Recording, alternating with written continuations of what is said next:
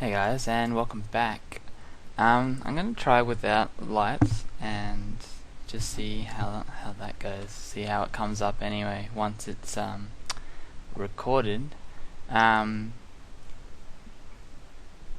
so yeah, I've finished the model and the texture for the Normandy. So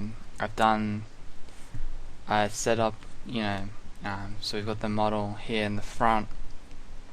I found a nice picture of space on Google and made a planet and textured it as well.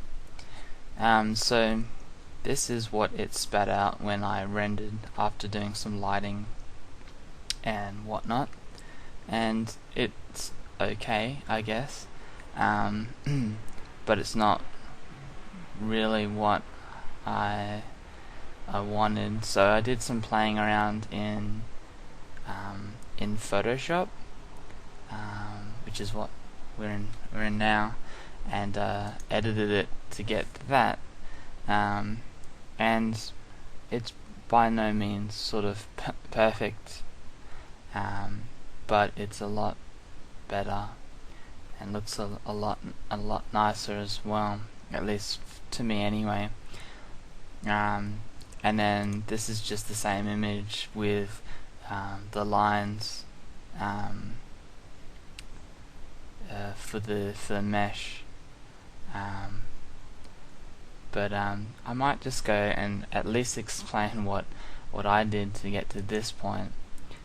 So I've got the actual Photoshop file here. So let's just turn all these layers off. So this is actually a permanent change, and I'm not sure if there's a way to not make it permanent, but I took the background from this and I went up here and went to render light effects, and it comes up with a little tool, and you sort of scale it to the area that you want, and I got this nice sort of, they call it vignetting, I think it is. I actually did my own as well, but I kind of like this purple, but the image would work either way. So we've got the base image, and then I've got a moon here on multiply with just some levels. So I've edited the levels here, just a little bit. I sort of darkened it a bit, and then if you can see, sort of, I've got to remember that I've got to point with the mouse around the edge here. You can sort of see it's very sort of sharp line where the planet is on the background. So if you control click a layer, it'll select it. So I control clicked a layer and painted it all white and multiplied it. And if we get rid of the selection there, and then added just an outside glow, which is here, and it sort of runs, it's obviously not that well seen here, but runs around the planet just to sort of soften that edge out a little bit. I then wasn't very happy with, was happy to the point that from the render this is what I wanted, but I wanted to just add a bit more depth to it. So I rendered a clouds layer on top again by shift clicking and rendering clouds. I've done it many times before, and I've set that to multiply as well, I think. No, to soft light. And it's just given, so if we turn it on and off, you can see it sort of just gives extra depth to some of the areas, so it's not so flat. So that was cool. And then I have the ship, so this looks very similar to this. I actually moved it back here a bit and scaled it up just a little bit so that there's more of it. I then color corrected it a bit with, again, the levels editor. So brought the white all the way up and the black in a bit, and moved the shift towards towards the to the left. I don't actually remember which of these layers I had ticked on, but hopefully all of them. I then control clicked the mask of the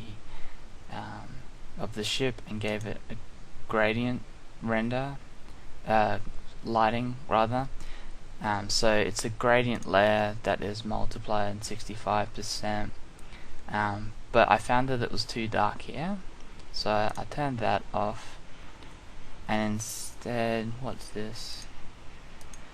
Instead just did, I actually just want to make it a little lighter, so I've got an overlay at 15% there. And then, because most of this is blue, I again control clicked to get the right shape, and painted that all like a light blue, and you'll very faintly see that it's bringing that blue out. Excuse me. So we've got the blue there.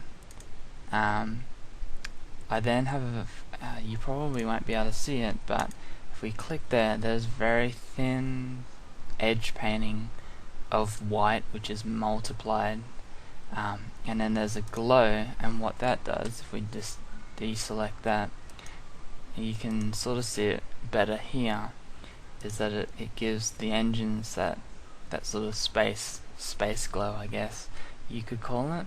So we have that there. And then I actually have, and now I'm still not sure if this is what I want, but I've got a layer that has a stroke, which is just a very thin black outline. It's not really necessary, but I kind of like it. But it's in the Photoshop file now, so I can change that as I please. Again, I had done this before the light down here, and it's just been more vignetting, and it's just even though there's very little to it, it's an overlay, 100% just black, and then I took a soft brush and just erased the middle so that the edges were darkened a little bit, and it does actually give the image a bit more depth and sort of frames the corners a little better. But I kind of just like the purple a little more. But so that's there. But I have that off. There's my signature down the bottom. And I don't know what that layer is. Nothing. So then there must have been another layer. And then my final layer is again just the layer with the mesh. But yeah, that's how I've made that. Hopefully that was easy to sort of follow along. Even though it's a very big image, it's actually 1080 by 1920. The sort of image size that I would probably print this out at would be like postcard size. So we'll see. So yeah, just to just to show that again. So again, that's our original image, and then this is the final one with a bit of Photoshop, and it's really not that much. Most of it's just framing, so giving the image this frame sort of so that here to here is the focus and whatnot. Yeah, it's just a lot nicer, I think. Here's a bit blown out, and I could probably do some editing to stop that from happening, but for the most part it looks good. Anyway, hopefully this renders out alright with the no lights in the background. It's a little creepy, but it actually doesn't look too bad. But anyway, I'll leave it there. The turnaround is coming pretty quickly. I've got that happening now, so look for that soon, and I will talk to you again tomorrow. Alright, cheers guys.